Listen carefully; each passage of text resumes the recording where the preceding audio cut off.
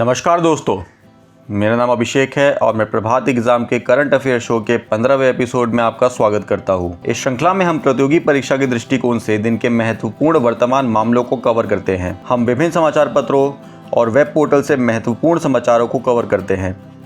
इस current affair show को देखने के बाद आपको किसी भी न्यूज़ पोर्टल पर जाने की या न्यूज़पेपर पढ़ने की आवश्यकता नहीं है।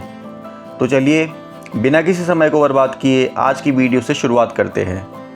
नंबर 1, मुकेश अंबानी दुनिया के 5वें सबसे अमीर व्यक्ति बने। रिलायंस इंडस्ट्रीज की टेलीकॉम शाखा रिलायंस जियो में अपने नए निवेशक के रूप में गूगल पर हस्ताक्षर करने के एक हफ्ते बाद मुकेश अंबानी दुनिया के सबसे अमीर व्यक्तियों की सूची में 5वें नंबर पर पहुंच गए हैं।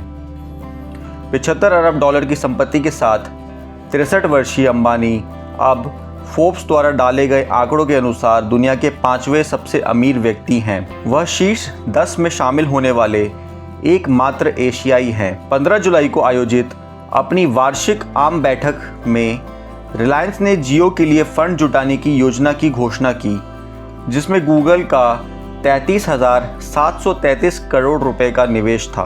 अंबानी से सूची में एक स्थान ऊपर मार्क जकरबर्ग होंगे, जिनकी कुल संपत्ति 79 अरब डॉलर है और वे मुकेश अंबानी से संपत्ति में 14 अरब डॉलर आगे हैं। पिछले कुछ दिनों में जकरबर्ग और अंबानी दोनों के शेयरों में बेजोड़ बढ़ोतरी आई है। नंबर 2, हैमर मिसाइलों के जरिए राफेल लड़ाकू विमानों की क्षमता को दोगुना करेगा भारत।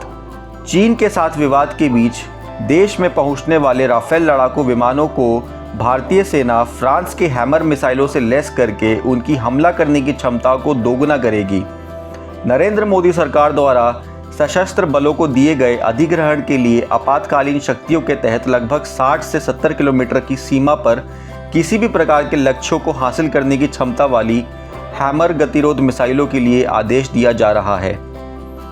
हैमर एक मध्यम दूरी का एयर टू ग्राउंड हथियार है, जिसे फ्रांसीसी वायुसेना और नौसेना के लिए डिज़ाइन और निर्मित किया गया है। हैमर भारत को पूर्वी लद्दाख जैसे पहाड़ी स्थानों सहित किसी भी प्रकार के इलाके में किसी भी बंकर या कठोर आश्रयों को बाहर निकालने की क्षमता प्रदान करेगा। नंबर 3, पीएम मोदी ने मणिपुर जलापूर्ति परियोजना के लिए आधारशिला रखी। प्रधानमंत्री श्री नरेंद्र मोदी ने वीडियो कॉन्फ्रेंसिंग के माध्यम से मणिपुर जलापूर्ति परियोजना के लिए आधारशिला रखी। भारत सरकार ने 2024 तक देश के हर ग्रामीण घर को हर घर जल के साथ सुरक्षित और पर्याप्त पेयजल उपलब्ध कराने के लिए जल जीवन मिशन की शुरुआत की। यह कार्यक्रम जल संरक्षण और वर्षा जल संचयन जैसे उपायों को भी लागू करेगा। जल जीवन मिशन पानी के लिए एक सामुदायिक दृष्टिकोण पर आधारित है और इसका उद्देश्य पानी के लिए एक जन आंदोलन बनाना है, जिससे यह हर किसी की प्राथमिकता बन जाए। भारत में लगभग 19 करोड़ परिवार हैं। उनमें से केवल 24% में मीठे पानी के घरेलू नल कनेक्शन हैं। मिशन का उद्देश्य अंतर्राज्य सरकारों, पंचायत राज संस्थाओं और स्थानीय समुदायों सहित सभी हितधारकों की भागीदारी के माध्यम से घरों को नल कनेक्शन प्रदान करना है। मणिपुर जलापूर्ति परियोजना 2024 तक हर घर जल के लक्ष्य को प्राप्त करने के लिए राज्य सरकार के प्रयासों का एक महत्वपूर्ण घटक है। नंबर 4, भारत का सबसे बड़ा स्वदेशी विकसित परमाणु रिएक्टर चालू हो गया है। गुजरात में परमाणु ऊर्जा परियोजना KAPP3 ने अपनी पहली महत्वपूर्णता हासिल की, जो कि एक नियंत्रित लेकिन निरंतर परमाणु विखंडन प्रतिक्रिया को दर्शाता है। KAPP3 देश का पहला 700 मेगावाट और दबाव वाले भारी जल रिएक्टर यानी कि प्रेशराइज्ड हैवी वाटर रिएक्टर का सबसे बड़ा स्वदेशी रूप से विकसित संस्करण है। प्रेशराइज्ड हैवी वाटर रिएक्टर, जो प्राकृतिक यूरेनियम को ईंधन और भारी पानी को मॉडरेटर के रूप में उपयोग करते हैं, भारत के परमाणु रिएक्टर बेड़े का मुख्य आधार है।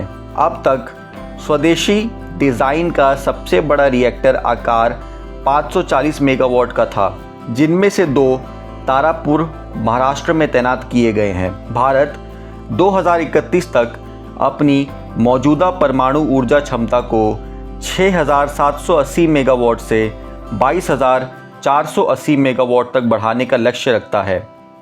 वर्तमान में परमाणु ऊर्जा कुल स्थापित ऊर्जा क्षमता के 2% से भी कम है। दोस्तों, अब समय आ गया है आज के सवाल का। आज का सवाल है कि निम्नलिखित में से कौन भारत का सबसे बड़ा परमाणु ऊर्जा संयंत्र है। आपके ऑप्शन हैं कुडनकुलम, कैगा, जैतपुर या तारापुर। दोस्तों, आप अपने जवाब हमें नीचे दिए गए कमेंट सेक्शन में बताएं। हम इस पर कल की वीडियो में चर्चा करेंगे।